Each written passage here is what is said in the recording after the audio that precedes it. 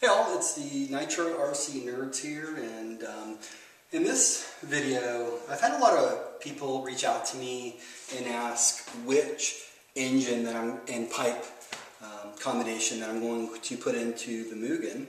So let's go ahead and unveil it and speak a little bit about the decision that I made. So let's get right to it.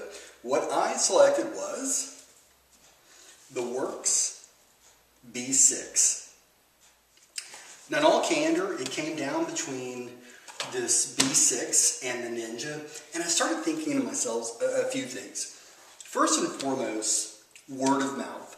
People that I've spoken with and heard from who own a Works engine, they are fanatical about how much they love this engine. It reminds me a lot of folks who own a Hyper 7. They're very tenacious in their love for that specific artifact.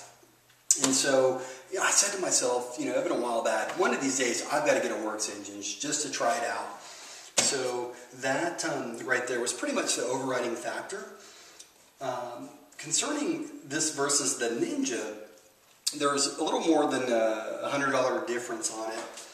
And I kind of had an epiphany where I said to myself, am I going to lose a race because I have a Works engine versus a Ninja engine? The specs are pretty much the same. And obviously I came to the conclusion, no. This engine right here is more than enough for what I need for my Mugen. And really, my focus right now is on the chassis setup and tuning the suspension and tuning the roll center and all of that good stuff. And as long as I have a quality engine that gives me some good bottom end power, which is certainly what I'm looking for, then the Works B6 certainly fits that mold. So the first thing that I noticed that I was unaware of is that this right here is actually an Italian engine. And to that I say, come un italiano sono felice di sapere che questo.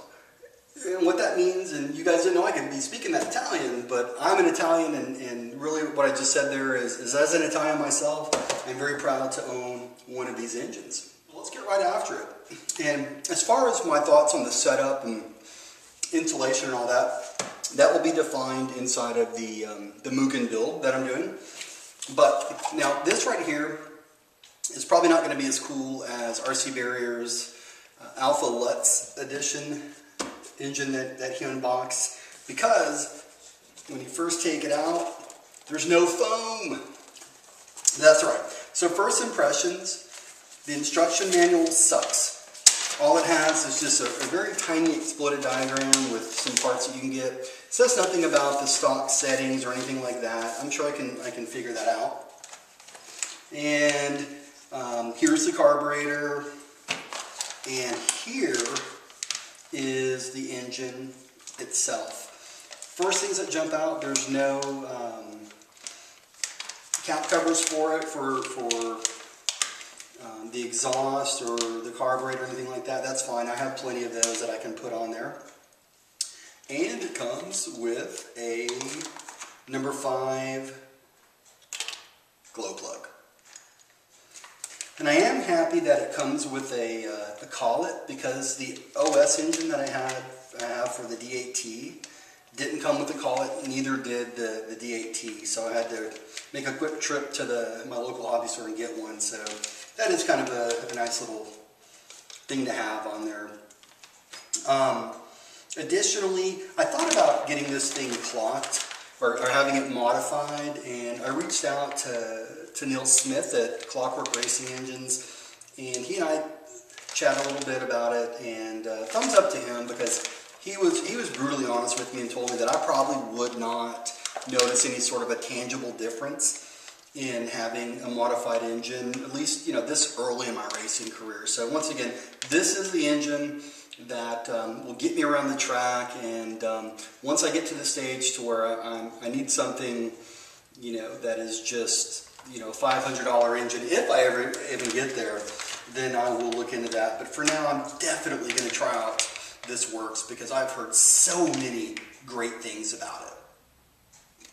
Now probably a larger consideration that I had to make was the pipe for it.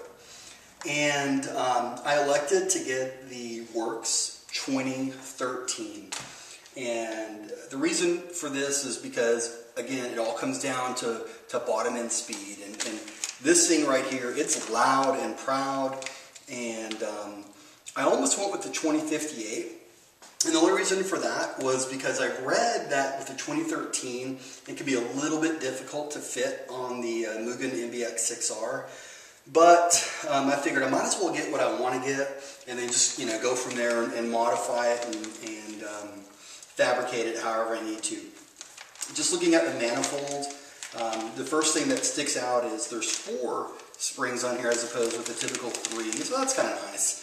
And this right here I think I got for $98 or something, but I'm very, very excited about this pipe, and I can't wait to hear this thing screaming once I get the engine tuned.